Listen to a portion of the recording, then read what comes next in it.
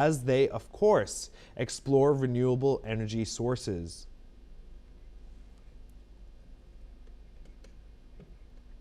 Next up, let me discuss these stories in further detail.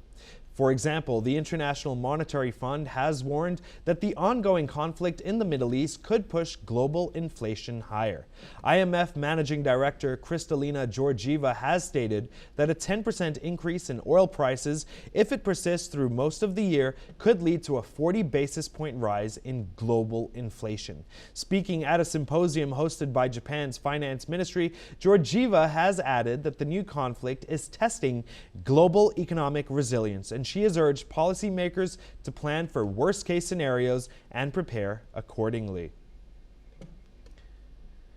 And now joining us is Professor Rohan Gunaratna, international affairs expert. He's joining us from Singapore. Sir, what's the mood like in Singapore? Of course, Singapore is a global import and export hub as well. Do you believe that in the future any weaknesses in Singapore's defense from the military will be brought to light, sir?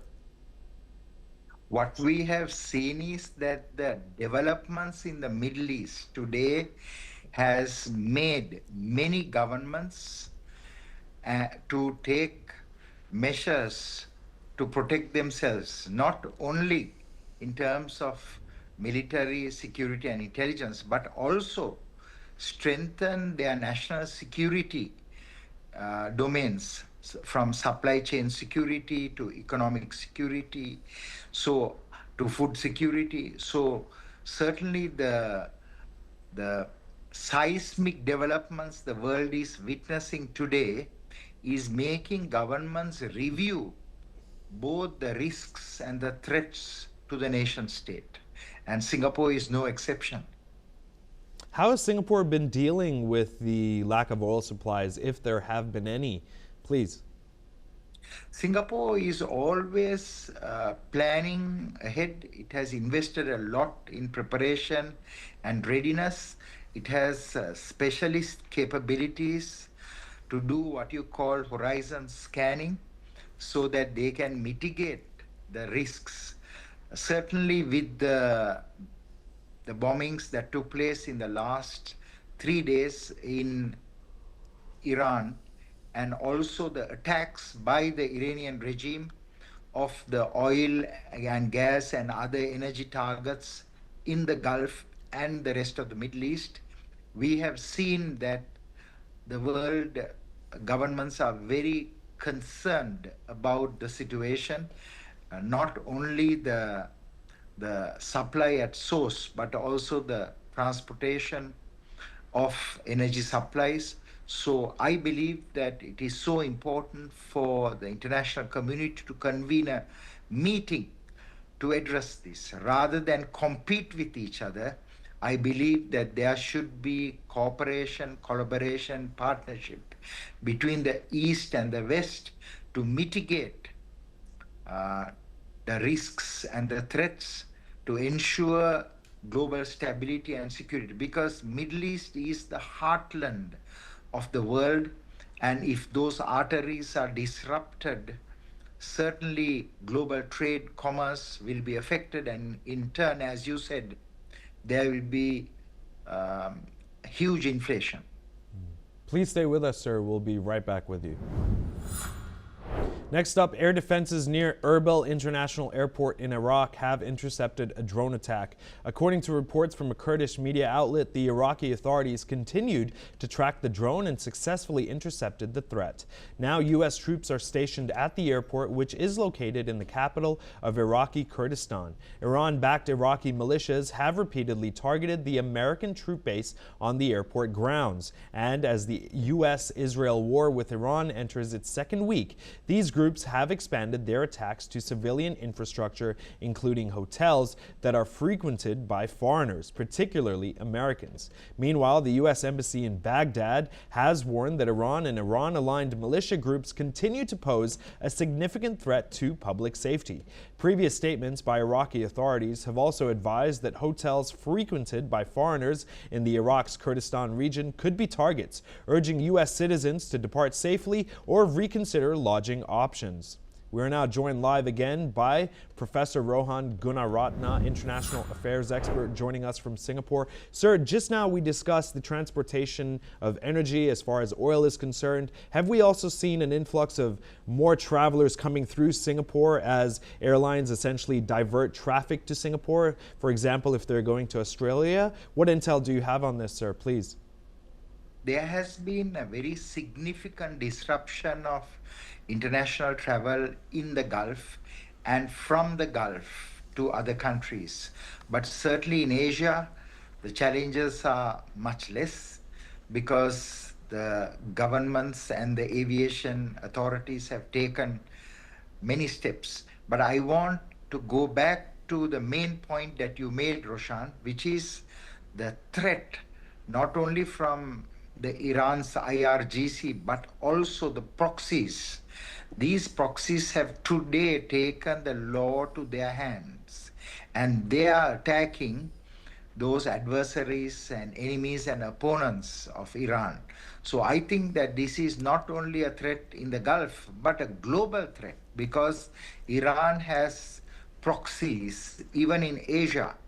So it is so important for the governments to be alert and vigilant, and governments to constantly alert notices, and in many ways warnings to the public, so that the public can be alert, so that the possibility of a terrorist attack is reduced. Because as long as the public are alert, the probability of an attack can be mitigated. Sir, since the war started, it's been already 10 days. What are the security measures that have been put into place to ramp up security efforts in Singapore? And as far as the U.S. Embassy in Singapore is concerned, have you by any chance noticed security measures there being ramped up as well, please? Singapore has a gold standard when it comes to protecting its population and infrastructure, including diplomatic missions.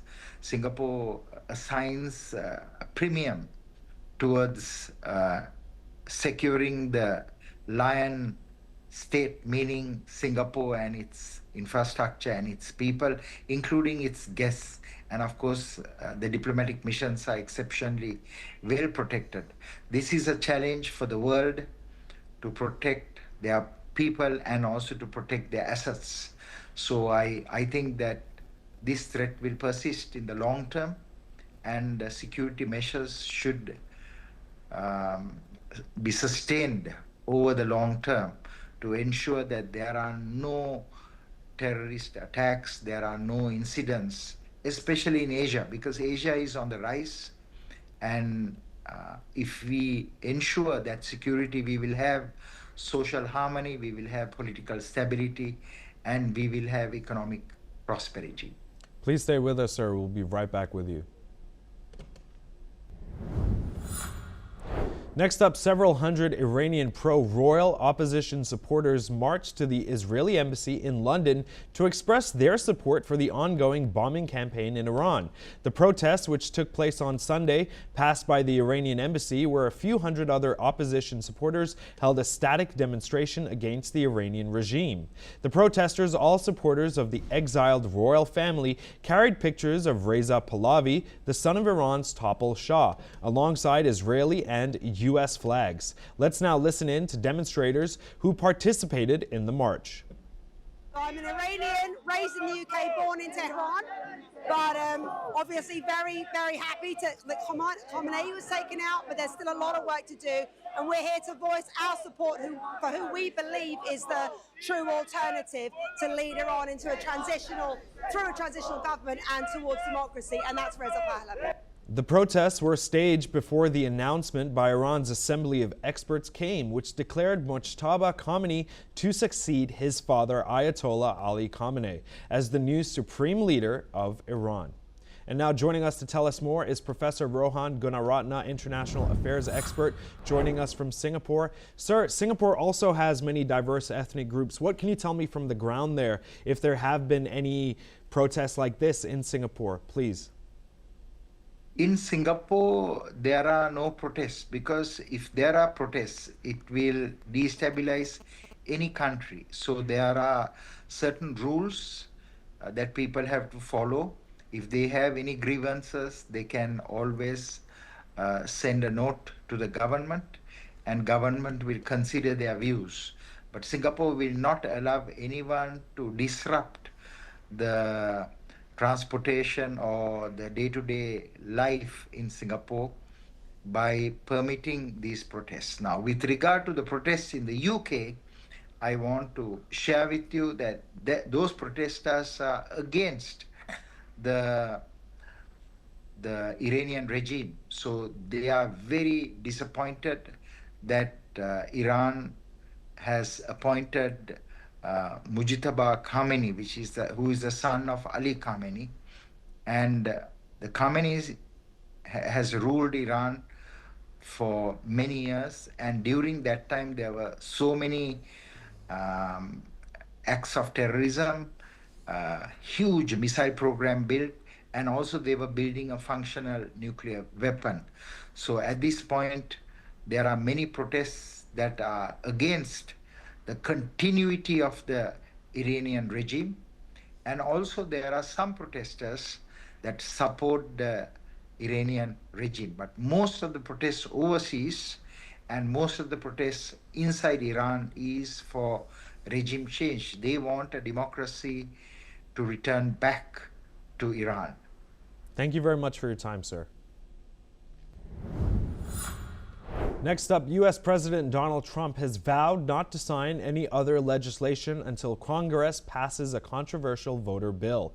In a social media post, Trump said he would block other laws until lawmakers approve the Save America Act, which requires proof of U.S. citizenship to vote in federal elections. The Republican-controlled House of Representatives passed the bill last month by a narrow 218 to 213 vote, with just one Democrat supporting the measure. Democrats strongly oppose the legislation, warning it could disenfranchise some voters by adding new documentation requirements. The bill is now headed to the Republican-led Senate, where it is expected to face a difficult path. Lawmakers would need a 60-vote supermajority to overcome a filibuster, making its passage uncertain. The legislation stems from claims pushed by Trump about illegal voting in U.S. elections, claims that have been disputed by Democrats. And now joining us live to tell us more is Satoru Nagao, a fellow from the Hudson Institute in Tokyo. Sir, do you believe that the Save America Act will essentially disenfranchise those who hold green cards and so on and so forth? Please. In this case, detail hasn't decided yet, I think, because how to prove the citizenship is a matter. But in this case, generally, proving legal U.S. voter is a common thing and a standard thing. But in case of the United States, this is controversial because sometimes low-income people hasn't applied to get ID, and that is a problem. Of course, in the United States, there is a social security number, etc., etc. So that's why it is true that there is ID. But in this case, this law requests something ID with pictures. And for example, the driver's license or the passport, etc., etc. But generally, everyone has, I think. But at the same time, Democrats are worrying if this law applies, the Democrat will lose supporters in the election. So that's why this is controversial. But my view from the general standards, this law will not affect the result of the election, I think. So that's why the Republicans demand this strongly. Sir, elections aside, America was once seen as a place where the essential American dream could be manifested, so to speak. Do you believe that with everything that's happening in the world right now and with Trump at the helm, that the perception of America has changed and will change to become a place where the citizens who are already there are the only ones that get to reside there, pay taxes, and so on and so forth. What are your thoughts on the way that the American dream has essentially changed in the last few years and will continue to change, please?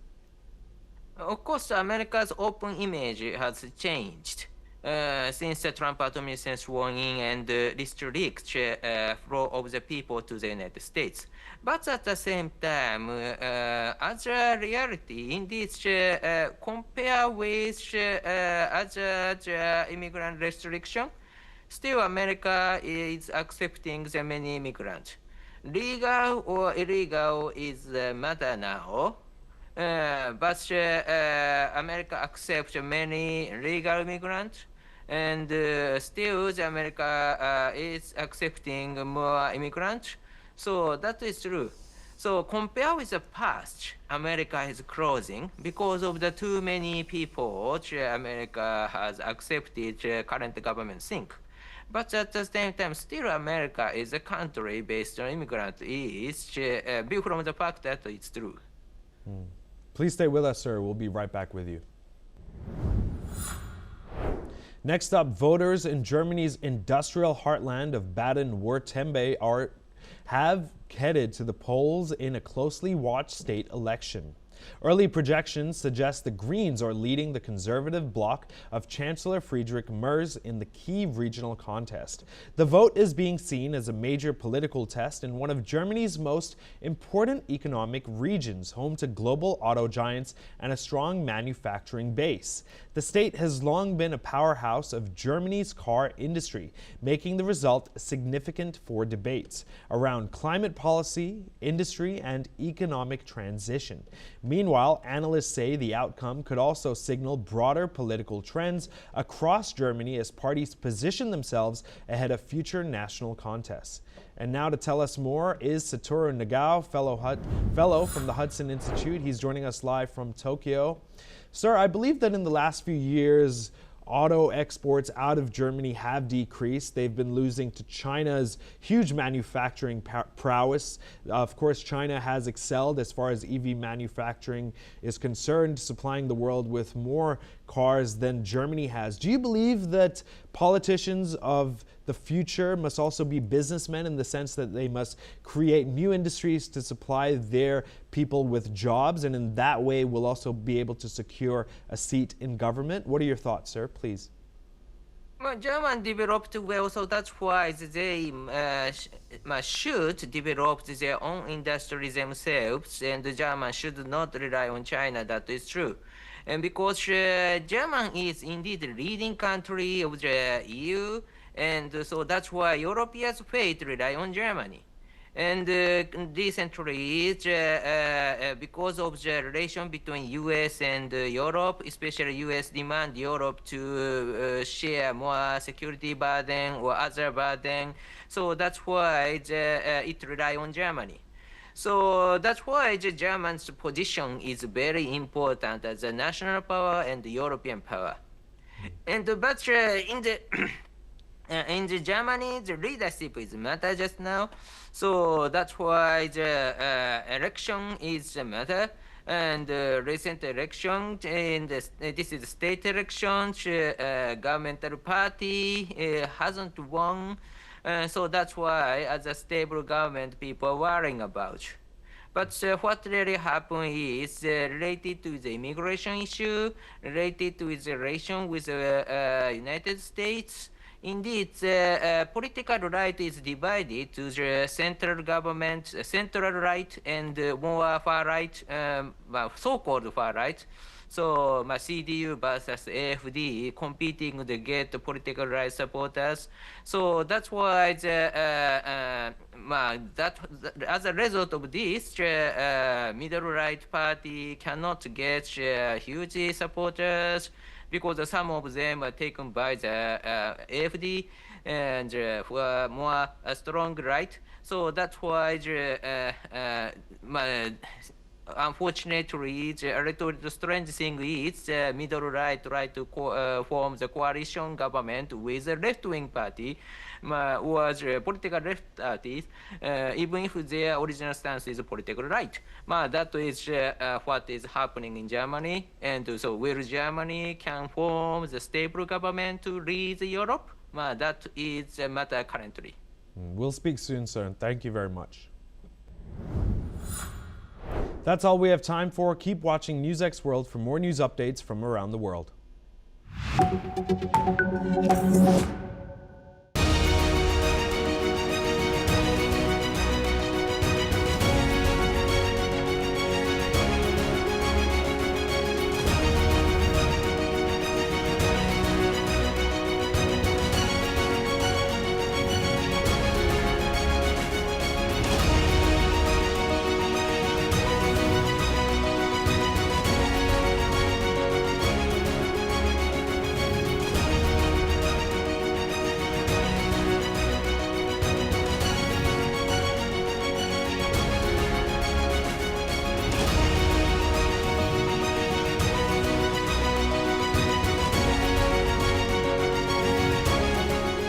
In the midst of this, life persists.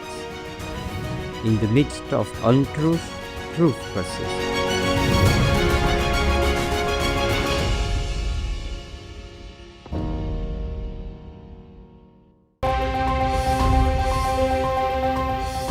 The physics was known for quite a while, and so I think it hasn't really changed our understanding the quantum world work. The job with the James Webb Space Telescope was to look as far back in time as we could to see the universe as it was young. Changing the basic attitude about what education is for and what it needs to be. Biology, medical studies, they make great progress.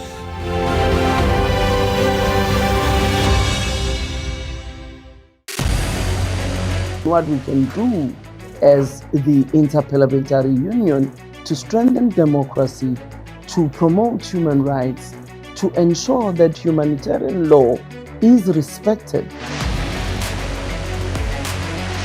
UN Security Council needs a makeover, a comprehensive reform, and India deserves a position there, a role there. Prime Minister Modi during Operation Sindoor made it amply clear that war has never been India's choice. We are with the side of peace. We are neither neutral nor indifferent. We are with peace. We would have dealt with US a whole lot on trade and those kinds of things, and that's not as certain these days. So we have to go back and look at our European partners, our Asian partners.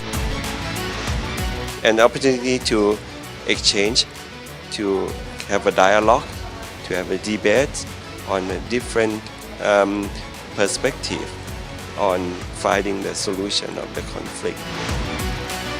First thing that is important to have a common ground, and that we do have with humanitarian laws and human rights, but also to say, okay, what does it mean for us as a country to act on these laws and how can we work together?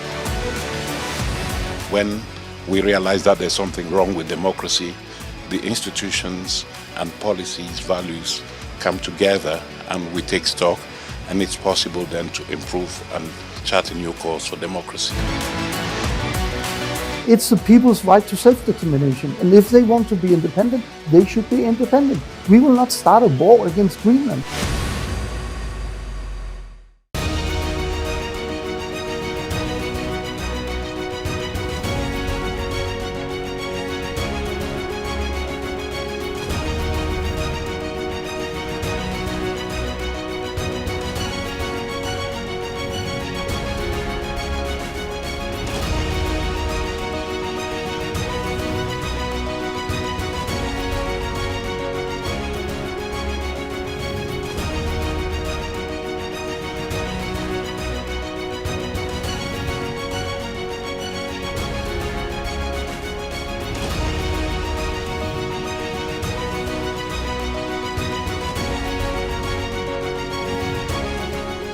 In the midst of this, life persists. In the midst of untruth, truth persists.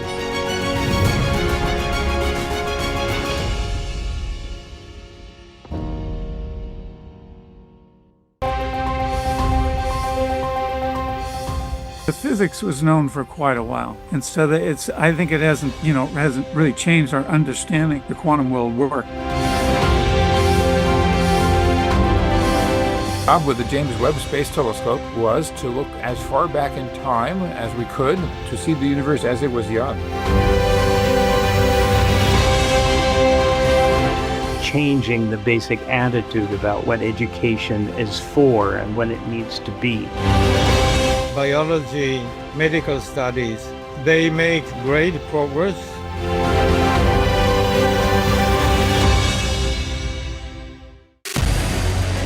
What we can do as the Interparliamentary Union to strengthen democracy, to promote human rights, to ensure that humanitarian law is respected. UN Security Council needs a makeover, a comprehensive reform, and India deserves a position there, a role there. Prime Minister Modi during Operation Sindoor made it amply clear that war has never been India's choice. We are with the side of peace. We are neither neutral nor indifferent. We are with peace.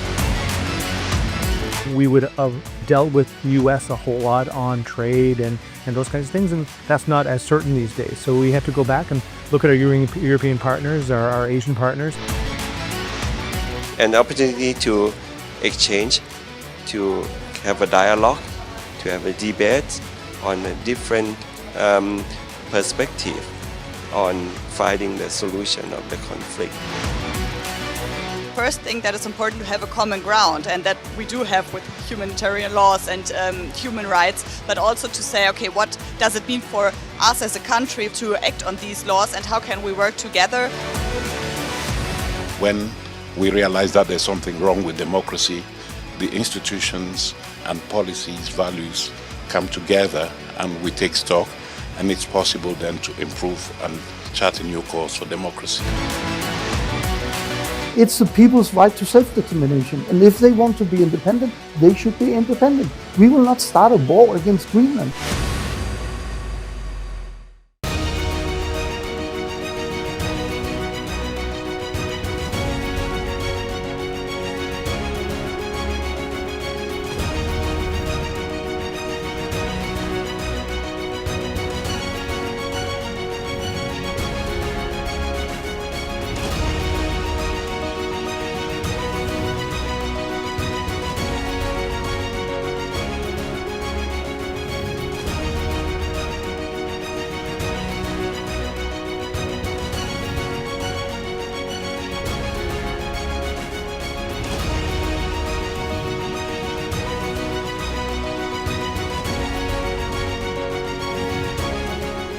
In the midst of this, life persists.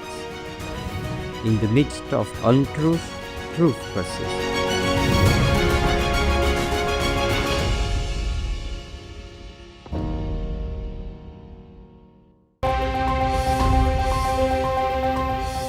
The physics was known for quite a while, and so that I think it hasn't really changed our understanding the quantum world. Hello and welcome, I'm Ellie Richardson and you are watching The World Report on NewsX World. Let's take a look at some of the top headlines of this hour. President Trump has dismissed the possibility of a negotiated settlement to the Iran conflict, stating the US will not stop until the regime is eliminated. The White House has further escalated tensions by raising the prospect of targeting all potential successors to the Iranian leadership to ensure a total regime collapse.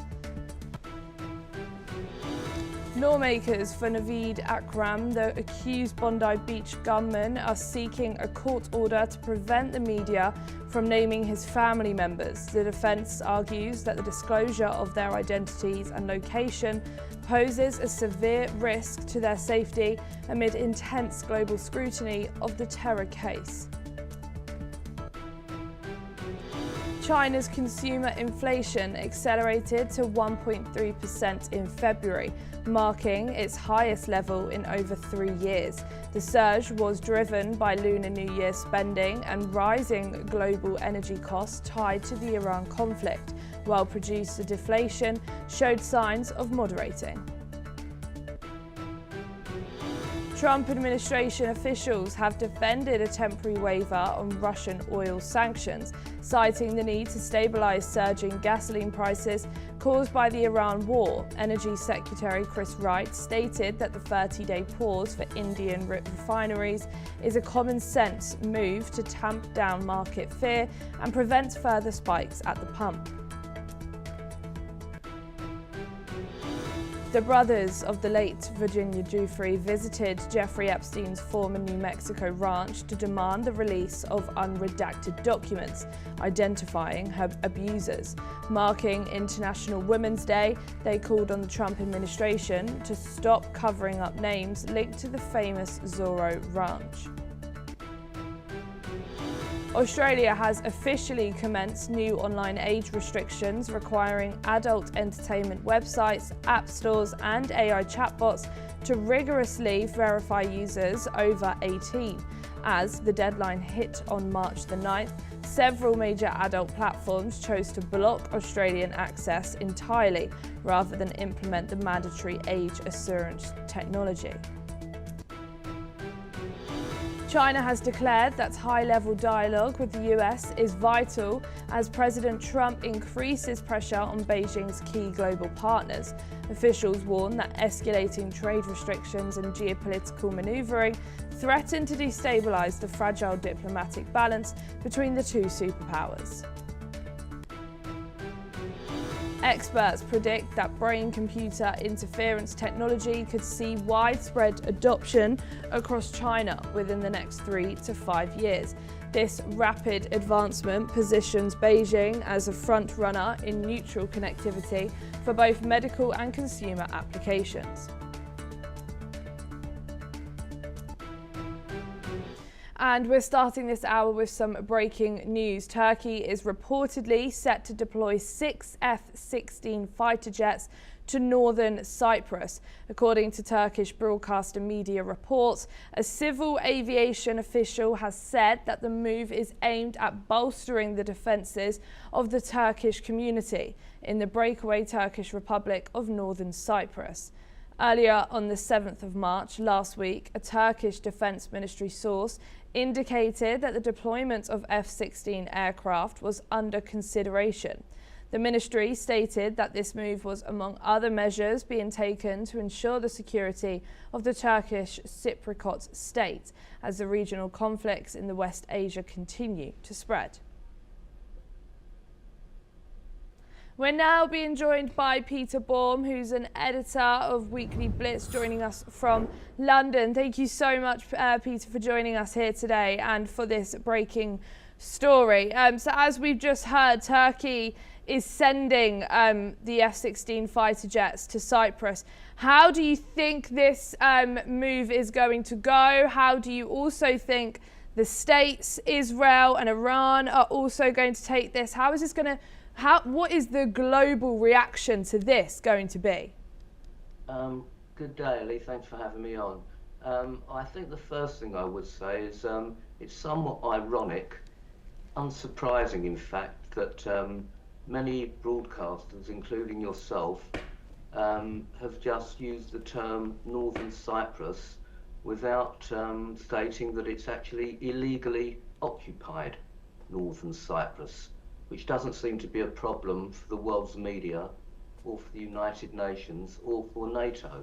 Remember that Turkey attacked and ethnically cleansed the Greek Orthodox community from Cyprus in '74, have illegally occupied land since, and yet you, surprisingly, have not referred to it as illegally occupied Northern Cyprus, but by the Republic of Northern Cyprus. However, the point is that I think Turkey are just making a statement here.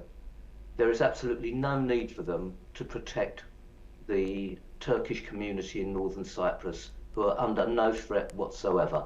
They're not under threat from Iran. They're not under threat from the Greek community. This is just a political statement trying, West Turkey, a NATO member, is trying to gain credibility for their illegal occupation of this particular territory. I don't even think Northern Cyprus have the facilities to launch F-16s from their territory. If they have, that's news to me.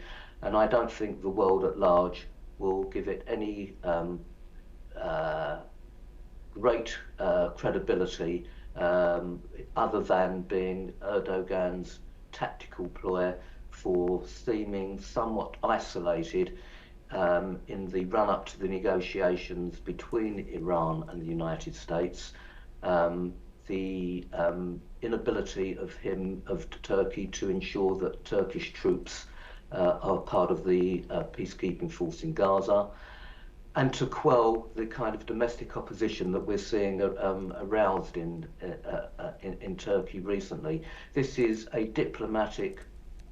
political ploy by Turkey to get Turkey on the world stage again, and it's nothing more than that. And as obviously we heard that the UK have sent over naval ships as well over to Cyprus, and we're now going into week 2 of the US, Israel and Iran conflict. How do you think this is now escalating going forwards with this conflict, with now the UK also having deployed or getting ready in Portsmouth to deploy their naval ships? Yeah, Ellie, the UK have really done themselves no favours on this. They're to the party too late. Would you believe it, Ellie, that the naval vessels that were not even ready to sail from Portsmouth a week or so ago are still not apparently ready, because the trade unions that work on the ships only work from 9 till 5 and not at weekends to get the ships ready. So it's really farcical. And I think Trump was right, whether you agree with Trump or not. He was right in criticising Keir Starmer's government for being too late to the game on this. Starmer using international law as a reason not to. If it comes to international law, Ellie, just going back to your first question about Cyprus, Keir Starmer has no problem in Turkey being a NATO member, even though Turkey has broken international law every day since the summer of 1974. So the hypocrisy of certain prime ministers and nation states using international law as an excuse to either to act or not to act is rather farcical. Thank you, Peter. Please don't go anywhere, as we'll join back with you very shortly. Some more breaking news. Bahrain's Bapco Energy has declared force majeure on its operations following a recent attack on its refinery complex. Force majeure is a legal term that allows companies to temporarily suspend contractual obligations due to unforeseen events beyond their control. However, the company has stressed that domestic supply needs to remain fully secured and that plans are in place to ensure continuous delivery without interruption. This announcement comes as thick smoke was seen rising from the Bapco oil refinery in Bahrain earlier today. Bapco is the kingdom's main oil refinery and is a critical facility in Bahrain's energy sector. We're now being rejoined again by Peter Baum. Thank you, Peter, for joining us back here. So last week, I think Saturday or Friday, Iran's president came out and said we are not to attack our countries any further, the Middle Eastern, our neighbouring countries any further. The reason why they did do it is so they would go from the US military bases, etc. And ever since then, there has been attacks. And now the oil refinery has now come under attack. How do you think Bahrain's now going to take this? Yeah, let's be absolutely clear, Ellie. When we talk about force majeure, you've very eloquently explained what it is, but just to reiterate, it's a measure, a legal measure, that many companies use when they are unable to fulfill contractual obligations because of literally a superior force. Many a time it's when there's a natural disaster. In these particular cases, it's because of the conflict in Iran.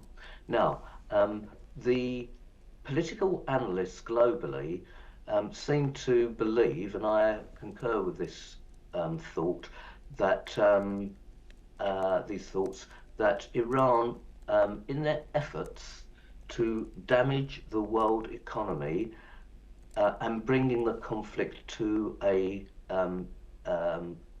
quick halt, let's say, started attacking the Gulf states and the trying to damage the economies. Now they've done that, but it hasn't been particularly successful. And as we've seen, the Gulf states have managed to use their air defense systems to severely limit the damage that the Iranians have had.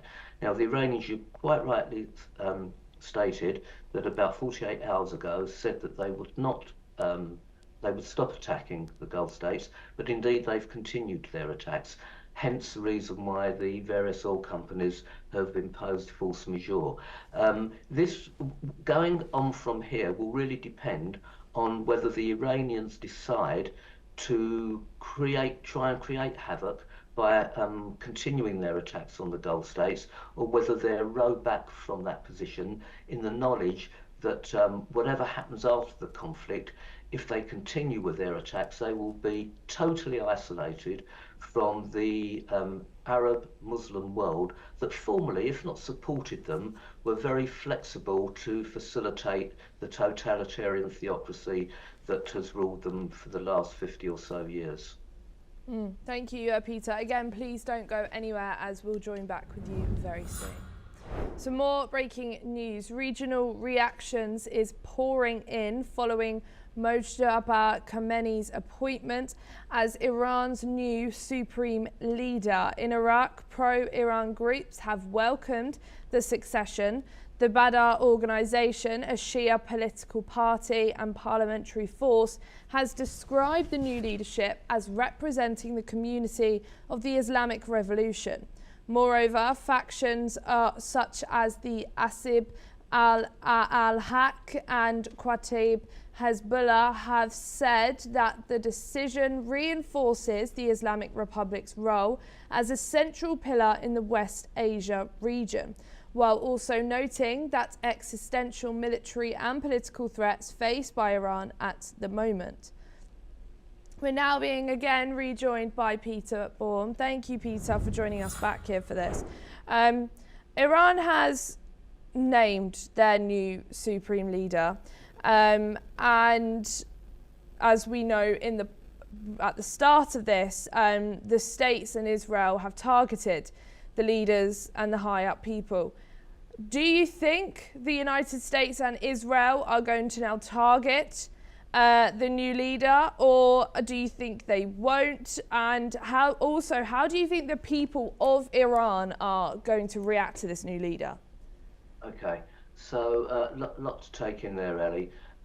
I think the Israelis and Americans will certainly try to target the new leader, because from the Iranians' point of view, it's as if nothing has changed, that the Americans and the Israelis have not there achieved their goal of regime change. And in fact, by the appointment of the supreme leader's son, indicates to the world that the previous regime will continue as was with the appointment of Mojtaba Khamenei. Naturally, it has been unsurprisingly welcomed by all those groups within countries that are dedicated to Shia supremacy and to Islamic theocrats engaging in totalitarianism. So the fact that the Shias in Iraq and Hezbollah have welcomed it should come as no surprise whatsoever. What will be a devastating blow for those groups, of course, and for those groups within Iran who are on a decreasing minority now, will react if an assassination attempt is successful, and we're yet to see that. If in the days ahead, or weeks ahead, he still survives, then all the anti-Trump Western media and all the Trump's opponents will wallow in the glory that the Israelis and the Americans have done nothing to achieve the regime change that they so wanted. I think domestically, the Iranians, however, will fight against those that want change in Iran, will try their utmost to ensure that the new leader's reign is a short-lived one. Thank you so much, Peter, for joining us here on NewsX World. It was a pleasure speaking with you as always. Thank you. Vietnam is considering scrapping tariffs on fuel imports as the US-Israeli war with Iran continues to disrupt oil supplies and push prices to their highest levels since 2022. The country's Ministry of Finance has briefed that it is drafting a decree to reduce import tax rates to 0 on some petroleum products. The ministry says that the move is aimed at stabilising the domestic market and ensuring national energy security. Additionally, the ministry has warned that if the conflict continues and the blockade of the Strait of Hormuz persists, alternative supplies could become scarce, which could risk further price increases. Since the conflict has begun, fuel prices in Vietnam have risen sharply, with the most widely used gasoline hitting 27,040 Vietnamese dong per litre, which experts say is 21% increase and the highest since July 2022. The proposed tariff by Vietnamese government decrees could reportedly remain in effect until the end of April, but for now it is pending government approval. Colombians have voted in legislative elections and presidential primaries in a process officials say the peaceful and orderly. National Registrar Hernan Pagos said the day unfolded calmly, with millions of voters casting their ballots freely and voluntarily. More than 41 million people were eligible to vote, choosing from over 3,000 candidates competing for 102 Senate seats and the 182 House seats. Election observers from the UNOR mission said that they found the process well organised and calm at polling stations they visited. Alongside the legislative vote, parties held primaries to select candidates for the May presidential election. Paloma Valencia won the right-wing primary, while former Senator Roy Barreras prevailed for the left and former Bogota Mayor Claudia Lopez won the centrist primary. The winners will now face other candidates in May, as analysts expect the next president to govern with a broad coalition in fragmented Congress. We are now being joined again by retired Major General Sadaka G. Thank you so much for joining us here on NewsX World. So officials and international observers describe the voting process as peaceful and orderly. How significant is this for Colombia, and given its long history of political tensions and security concerns during elections? Good afternoon, Ellie. Thank you for inviting me for your show.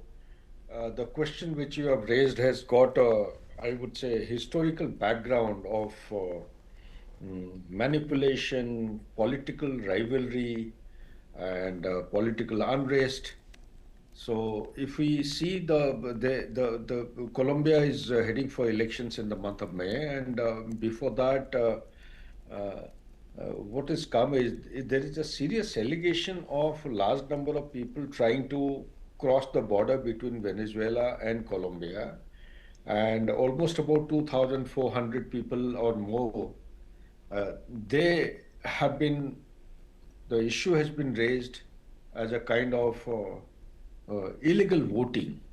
Now, with that illegal voting, the vote counting can go either side. And for the viewers to understand, you see, there are about 3,000 candidates who are vying for 285, total 285 legislative positions.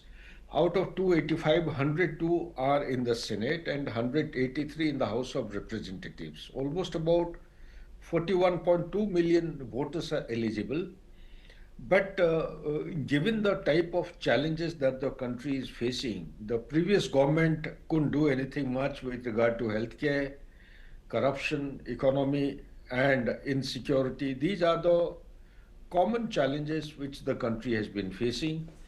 And since the elections are around the corner, they have to elect the new representative, a new president has to be elected, and therefore, to answer your question, I personally feel maybe Colombia in times ahead is destined to witness a departure from the previous practices of manipulation, corruption, things leading to insecurity, etc. And time will tell whether they are heading in the right direction or otherwise. Back to Ellie.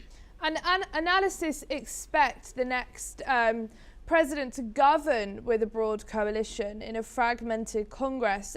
How might this affect policy making and political stability in the country after the May presidential elections? Yeah, that's a very relevant, very sharp question you have asked. Coalition government anywhere in the world, wherever there is a democracy, is vulnerable to, backing out or not giving support in case of policy or the laws formulated in the parliament. So this is a very dangerous kind of a profile wherein either side not supporting a particular issue where the policy is to be formulated can be subjected to divisions. And if the divisions take place, there will not be majority. Hence, the policies for the larger good of the nations, they do not get passed. It is like any other democracy like we have in India or USA. But in the instant case, this coalition, which has been experienced to be very unreliable, unpredictable, I foresee lots of fractures unfolding in times ahead. Therefore, it will have a very adverse impact in passing of the laws or formulation or legislation of the laws and the policy formulation for improvement, for progressive development of the country. This may take a very, very big challenge and may be driven to a backseat as heretofore. Back to Eli. Thank you, Major General Stakhaji, but please don't go anywhere as I'll be back with you very soon. Germany's Greens have emerged ahead in a crucial state election in Baden-Württemberg, dealing a political setback to Chancellor Friedrich Merz and his Conservative bloc. Early results show the Greens securing a narrow lead with just over 30% of the vote, edging past Merz's Christian Democrats, who polled just under 30%. The far-right Alternative for German Party finished third with close to 19%, marking a strong gain even in a prosperous Western state. The southwestern region, home to major automotive companies including Mercedes-Benz and Porsche, is one of Germany's most important industrial centres. If confirmed, the result could allow the Greens to remain the largest party in the state and likely continue their long-standing coalition with the Conservatives. Meanwhile, analysts say the result could signal growing political pressure on Merz's national government as Germany enters a year of multiple regional elections. Let's in fact listen into what one of the top Green Party candidates has shared on this. Wir sind nicht allein, wir sind keine Insel um uns herum, wir sehen, das werden autoritäre Regime stärker und deshalb Es ist auch mit Blick auf die noch anstehenden Landtagswahlen wichtig, dass Baden-Württemberg in der Mitte stabil gehalten wird. Wir werden jedenfalls unseren Beitrag dazu leisten, wie immer der Abend ausgeht. Wir brauchen eine starke Wirtschaft, wir sind Exportland, aber, und so verstehe ich das Votum, Wirtschaft und Klimaschutz ist kein Gegensatz, das gehört zusammen. We are now being rejoined again by retired Major General Sadaka G. Thank you so much for joining us back here for this. So this outcome is seen as a political setback for Frederick Merz. How much could a regional election like this influence the strength and perception of his national government? Yeah, but you see, like the previous case of Colombia, similarly over here in Germany, there is a coalition between the Greens and the CDU called as Christian Democrats, and Mr. Merz, he belongs to the Christian Democrat. There is persistent observation and complaints from the public that the pace of reforms which was anticipated or expected from Merz's governance is rather very sluggish. And more so, since we are talking about this particular area of Baden-Württemberg, this coalition has been existing for more than a past decade.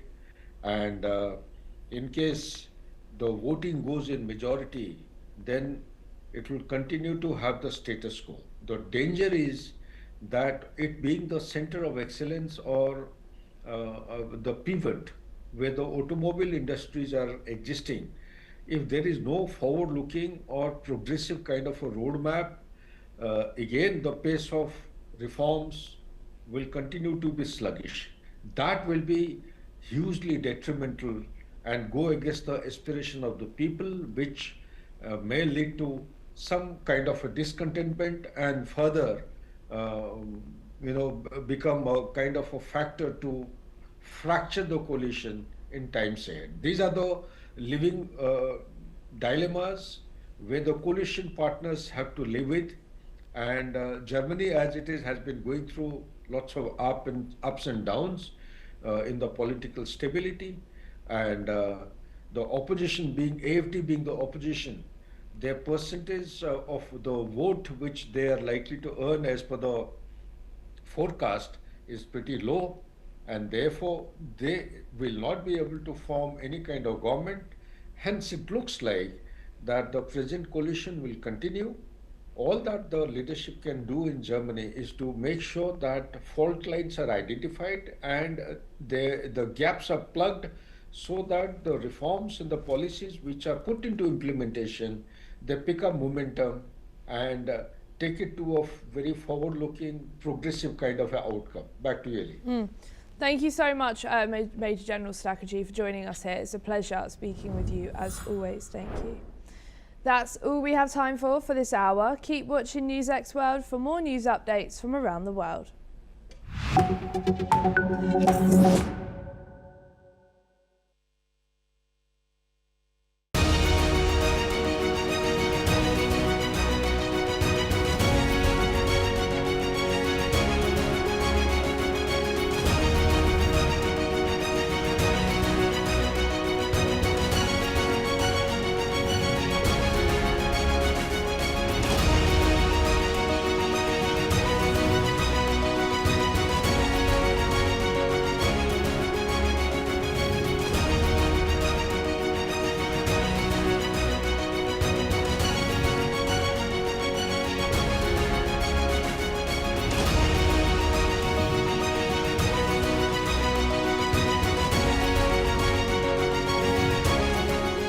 In the midst of death, life persists.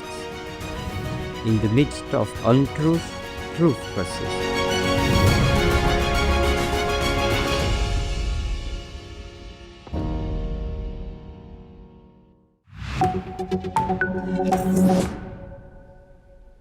Hello and welcome. I'm Rashan Gidwani and you're watching the World Report on NewsX World. Let's take a look at some of the headlines for this hour. President Trump has dismissed the possibility of a negotiated settlement to the Iran conflict, stating the U.S. will not stop until the regime is eliminated. The White House has further escalated tensions by raising the prospect of targeting all potential successors to the Iranian leadership to ensure a total regime collapse.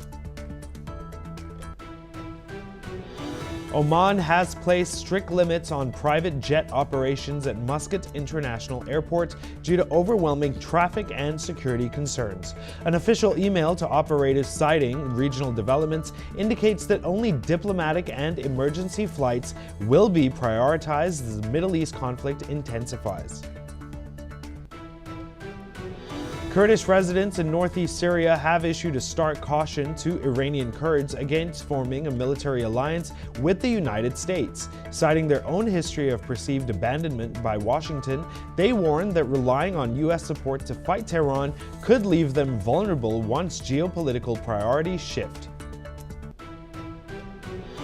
Trump administration officials have defended a temporary waiver on Russian oil sanctions, citing the need to stabilize surging gasoline prices caused by the Iran war. Energy Secretary Chris Wright stated the 30-day pause for Indian refineries is a common-sense move to tamp down market fear and prevent further spikes at the pump. The brothers of the late Virginia Giuffre visited Jeffrey Epstein's former New Mexico ranch to demand the release of unredacted documents identifying her abusers. Marking International Women's Day, they called on the Trump administration to stop covering up names linked to the infamous Zorro Ranch.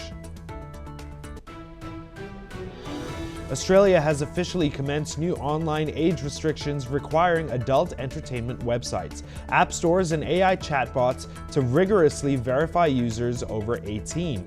As the deadline hit on March 9th, several major adult platforms chose to block Australian access entirely rather than implement the mandatory age assurance technology.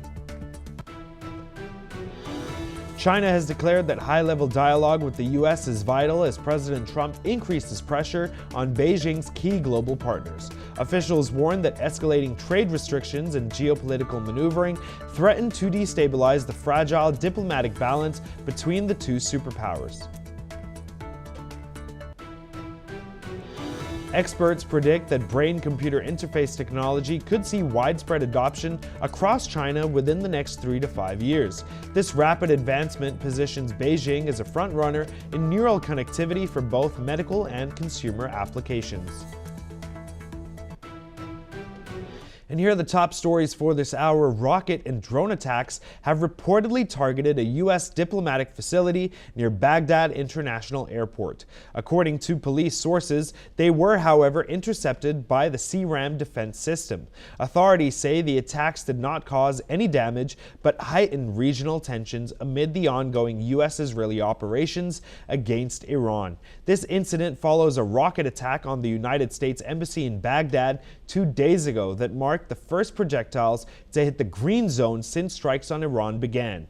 Iraqi Prime Minister Mohammed Shia al-Sudani had ordered security forces to pursue the perpetrators, calling the attacks a violation of Iraq's sovereignty and security. Simultaneously, several drones have been intercepted near Baghdad Airport in recent days, including an earlier attempt targeting the airport complex. Joining us live to discuss this further is Shruti Dasgupta, International Affairs Analyst. She's joining us live from New Delhi. Ma'am, essentially all these nations within the Middle East are neighbors. Why haven't they essentially formed an alliance of their own to essentially douse the impact that Iran is having on the neighboring countries? Please. Most of these nations are dependent on their security on USA. And their equipment as well as their security policies are derived from whatever US is able to guide them on. So they don't really collaborate amongst each other. They join hands in the name of Ummah in OIC and other platforms. But for security arrangements, they depend on USA. And that's why they don't independently go after anybody. They will do it under the aegis of USA-controlled whatever bloc is functioning at addressing the problems that is in the Middle East. So are they happy with what Iran is doing? No. They have They try not to take a very offensive stance in the beginning of the conflict, now as well as in the last year's 12-day war. They try to keep their distance because they understand that the hostilities between Iran and Israel tends to overflow into the region. Unfortunately, their bases have also been under attack. Their infrastructure is under attack. Their economy is under attack. So them wanting to put an end to this is going to be an unfortunately reality of the Middle East. All of them are diminished as of now. The desalination plants in more than one nation has been hit. They are hitting oil fields against each other. US diplomats, US citizens are being evacuated. Israeli citizens are being evacuated because nobody's safe in these regions. There are internal groups as well that do not like the hegemony of USA in that entire Gulf region. So while the nation's kings tend to find it within their zones of comfort to deal with USA, the common people may not look eye to eye, specifically when the war spills over into their borders. So there is a reason why they try to distance themselves. Unfortunately, this war is a regional war and they're going to have to actively participate in it in not so far a future. Maybe within the next 2-3 days, they will actually be doing things themselves and not just under USA and its role as their defense partner. Please stay with us, ma'am. We'll be right back with you.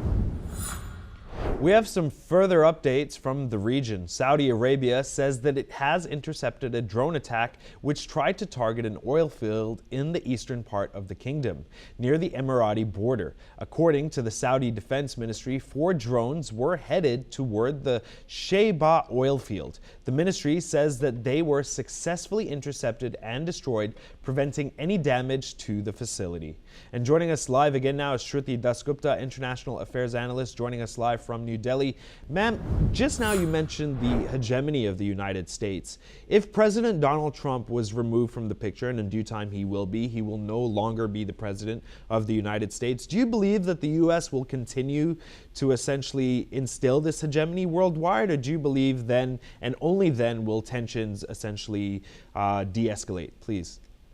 The hegemony of USA is not based on what Trump is. It has been a decade-long power move that they have built on. The petrodollar, the interactions with various Middle Eastern nations, the birth of ISIS, Al-Qaeda. If we go into depths of all of that, we'll find that the US has overtly or covertly been supporting a lot of acrimony that kind of inflicts the world. The problem is that Donald Trump is weaponizing all the instruments that previous governments or previous agencies have put in place to attempt a flip the book maneuver. USA economy, as we all know, is under an immense amount of debt. The manufacturing is low, unemployment is on the rise, inflation is on the rise, and the petrodollar deal is dead as of now. They have other deals, but it is no longer linked. So he needs to, if he needs as an American to bring back any form of glory to America, he would need to have control of oil resources, because despite the petrodollar deal being dead, the value of the dollar is still linked to petrol or crude oil. So this is going to be a way for him. He's controlling Venezuela. He's wanting Greenland for security, and this thing he's talking about attacking Cuba, or at least threatening Cuba. He's already here in the Middle East causing a whole lot of chaos. So it is not a Trump problem. It is a US problem, because the economy is not going to go away. Even after Trump leaving office in, let's say, 3 years' time, this is not going to change. They're going to have to find a way to flip the book and stay relevant. Otherwise, the massive military that they talk about, the giant economy that they are, is going to have to face a problem of a recession. They were already at the brink of it when the tariff wars were at its peak. Maybe this war would actually probably push it just beyond, until unless US is able to gain control of Iranian oil and the Strait of Hormuz. So the end game for any of all of this is to ensure US hegemony. And Trump, no matter whether he looks funny to us, his comments driving every analyst up the wall trying to decipher what he actually means by it, the intent behind any of his actions is to ensure that continued US hegemony even after he leaves office. So taking Trump out of the equation is not going to change. Trump may leave, Trumpism will not. Please stay with us, ma'am. We'll be right back with you. Now, turning to some more updates coming from the region, an Iranian drone attack on Bahrain's island of Sitra has reportedly left 32 civilians wounded. According to the country's Ministry of Health, all of the injured are Bahraini citizens. The state news agency says that 4 cases have been classified as serious, including children.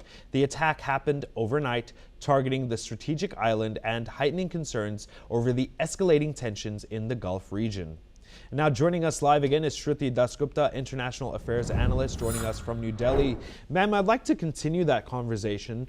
Recently, it's been reported that essentially in the U.S., a billion-dollar deal, if I'm not wrong, $10 billion has been instilled into uranium enrichment within the U.S. With that being said, do you feel like then and only then worldwide U.S. hegemony will essentially cease? And are we seeing then a shift towards, especially with the U.S. and other countries, with this Middle East conflict in mind, a situation where nations and economies are essentially self-sustainable? Economies refer inwards as opposed to outwards to sustain themselves and their economies. Please. Unfortunately for me, the answer to that is no. Any nation becoming self-sufficient is not going to end global economy. They're going to have to trade it out because resources are not allocated only in specific, like per nation as such. Some regions are resource rich, like as in this case of petroleum, it is the Middle East that rules the world. Now, if you look at critical minerals, there is the technology element. China is ruling the world. Although rare earth elements are not rare in terms of appearance, their extraction process is extremely difficult and not environment friendly as of now. So in that particular front, China is leading. There is a cost payout for having humans accessing resources and those resources not being allocated fairly in every region. There will always be a region that will have something more. Today it's crude oil that we're talking of. Tomorrow it'll be uranium deposits we'll talk of. Next you'll see, for me, I think the next war would be water, freshwater resources. So there is an element of one nation having more than the other. If they do not have the ability to protect and guard their resources, wars will continue, global economies will continue to try and either trade it out or have issues related to weaponization of trade in some format. So it's not going to end just because a $1 billion deal is signed regarding uranium, energy security is received. I think it is going to be, it's just, this particular element is just part of the problem of the world. So much for joining us. Please stay with us. We'll be back with you shortly, ma'am. Next up, Iran has named Mojtaba Khamenei as the country's new supreme leader, following the death of his father Ayatollah Ali Khamenei during the intense strikes on February 28th, jointly conducted by the United States and Israel. The announcement came from Iran's Assembly of Experts just after midnight Tehran time. Supporters in Tehran have expressed confidence, saying that the country will continue on its current path under the new leadership. Let's listen to some of their reactions. بعد از یک هفته تقریبا انتظار و اون شوکی که پس از شهادت آیت الله خامنه‌ای در واقع به جامعه و در واقع ملتمون وارد شده بود و منتظر بودیم و خیلی خوشحالیم که الان رهبر انتخاب شده و مطمئنیم که این مسیر ادامه داره دیگه با زعامت ایشون. بله، خبر رهبری ایشون رو شنیدم. خیلی خوشحال شدم چون از نظر من لایق ترین فرد برای رهبری امت شیعه ایشون بودن. و واقعا حس خوشحالی بود و واقعا نمی‌دونستیم که از غم از دست دادن رهبر گریه بکنیم یا خوشحال باشیم. از بابت اینکه آقا مجتبی انتخاب شدن، آقا مجتبی واقعا مثل پدرشون و واقعا لایق ترین و شبیه ترین کسی که ممکن بود در بین اعضا انتخاب بشه واقعا آقا مجتبی بود. Experts say that Mujtaba Khamenei's succession signals that hardliners remain firmly in charge. Mujtaba Khamenei is a mid-ranking cleric with huge influence over Iran's security forces and extensive business networks. Mujtaba had been considered a frontrunner in the lead-up to Sunday's vote by the Assembly of Experts, which was the 88-member body tasked with choosing the supreme leader.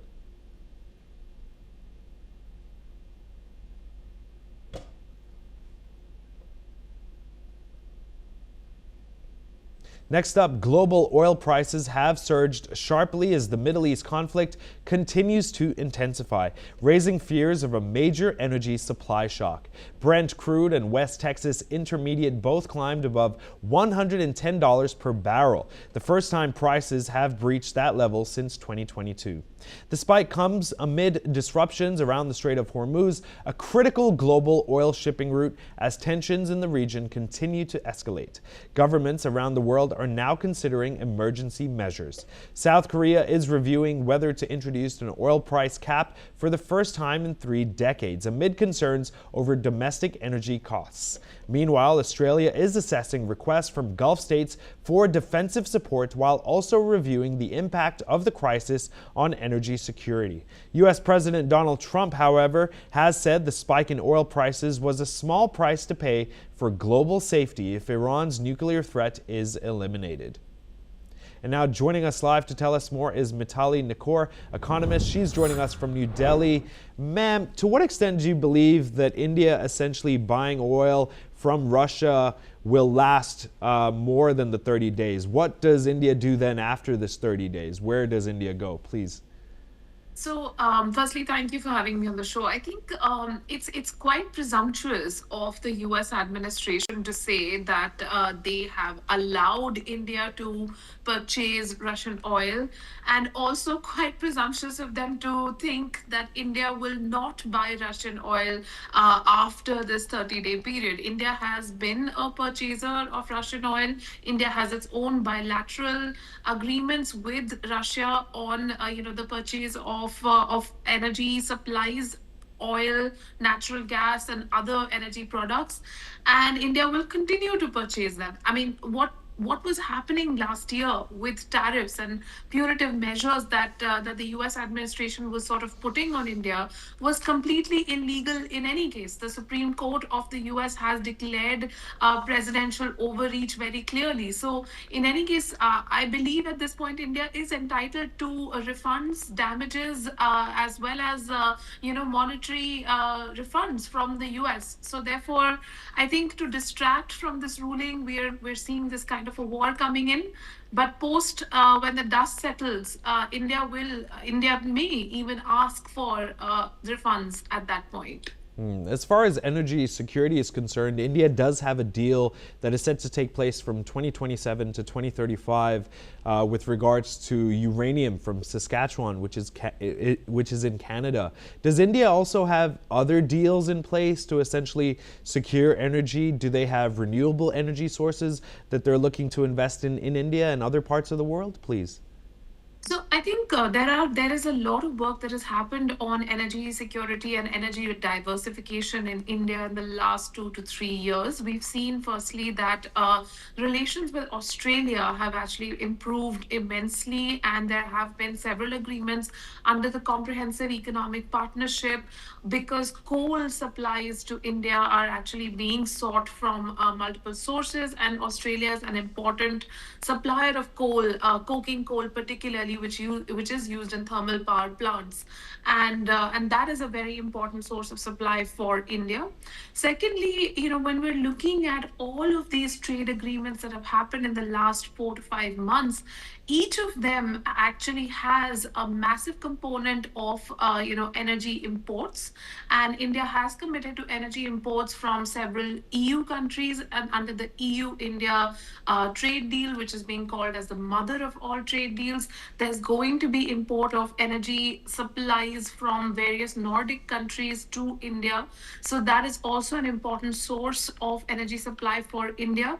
And then India has also secured a trade deal with the Gulf countries, and that of course includes imports of oil supplies as well.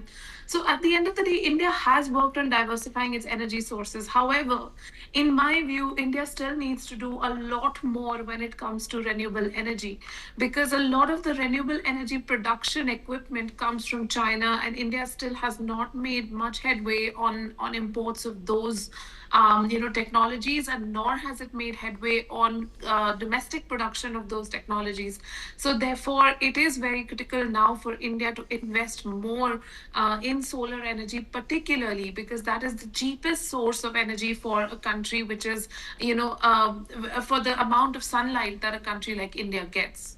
Do you foresee in any situation in the future where the American Congress, the government, essentially attack India for being self-sufficient in their own way, shape, or form? Is that possible in any way? Please. I think, Roshan, we're getting ahead of ourselves with that question. I think we should not speculate on these kind of circumstances and on these kind of scenarios. Of course, for defense analysts and for the government of India, they have to be prepared for any scenario. But in this situation, my suggestion would be that we not speculate on these kind of scenarios, because at the end of the day, India has been a very, very pragmatic global actor. India has been balancing its economic commitments towards the US. India looks at the US as an important economic ally, as well as Europe, the UK. And India has also been working on building an economic relationship with the Shanghai Cooperation Organization and its members. So at the end of the day, India is only focused on economic development and growth. And I think for most countries, that is a welcome trajectory. So at this point, to attack the country that is literally powering global growth would not be pragmatic. I appreciate your time. It's been much appreciated. Thank you. We'll speak soon. Next up, in Nepal, a government-appointed commission has submitted its report into the violent protests that erupted in September last year. The probe panel handed over its findings to the government in Kathmandu after months of investigation into the unrest and circumstances that led to clashes between protesters and security forces. The commission was tasked with examining the causes of the demonstrations, the role of security personnel, and the events that resulted in casualties and property damage during the protests. Authorities say the report will now be reviewed by the government, which is expected to study its recommendations before deciding on any further action. The September protests had sparked political tensions in the country, with opposition groups demanding accountability and a thorough investigation into the incidents. Let's listen in to what the Nepalese Prime Minister has shared on this. केही मिति तिथि बढाउँदै लान पनि पर्यो र आज निर्वाचन पछि त्यसको 1-2 दिन पछि चाहिँ आज यो प्रतिवेदन प्रस्तुत भएको चाहिँ छ। यसको कार्यान्वयनमा त अब हामी त्यो समयसम्म हामी त रहँदैनौँ, किनभने हामीले अब तुरुन्तै नयाँ सरकारलाई हस्तान्तरण गरेर जानुपर्ने अवस्था भएको हुनाले पछि सरकारले कार्यान्वयनको लागि त्यसको अध्ययन गरेर कार्यान्वयन गर्नेछ भन्ने मलाई चाहिँ विश्वास छ। एक प्रकारले म र गृहमन्त्रीज्यू हामी अध्ययन गर्छौँ र यसलाई चाहिँ हामीले फेरि सबै मन्त्रीज्यूहरू समक्ष राख्नु पर्यो। क्याबिनेटमा हामी प्रस्तुत गर्छौँ। क्याबिनेटमा प्रस्तुत गरिसकेपछि चाहिँ हामी त्यसलाई वर्षक रिलिज गर्नेतिर तुरुन्तै रिलिज गर्नेतिर जान्छौँ। Joining us live to tell us more now is Shruti Dasgupta, International Affairs Analyst from New Delhi. Ma'am, we touched on this last week. Bilendra Shah in Nepal is essentially heading for victory now. These are the developments. Do you believe that with his power and influence, he'll be able to essentially wipe out any further protests in the country? And also, what do you believe his tenure and longevity will look like, please? Well, he's very young and he's very popular, so he has a long road ahead of him in politics. Whether he is able to meet with the demands of the people is something we'll have to see. Being a mayor of a city is different than being a prime minister, where you have to balance out international geopolitical play and as well as ensure growth for your own people. So in that particular aspect, he has no experience as of now. His popularity lies in the fact that he was the face of the revolution. I hope that at the end of this report, which is then passed in the cabinet, and then a conclusion is put out. When he comes to power, when he takes oath, he will act on it honorably rather than in youthful, vicious manner, which tends to be a problem with young leaders. They want to show power on the very first move. I would prefer him to be guided by more sane voices rather than just the passion of the youth. And he would ensure justice is served without actually being very vicious or violent about it.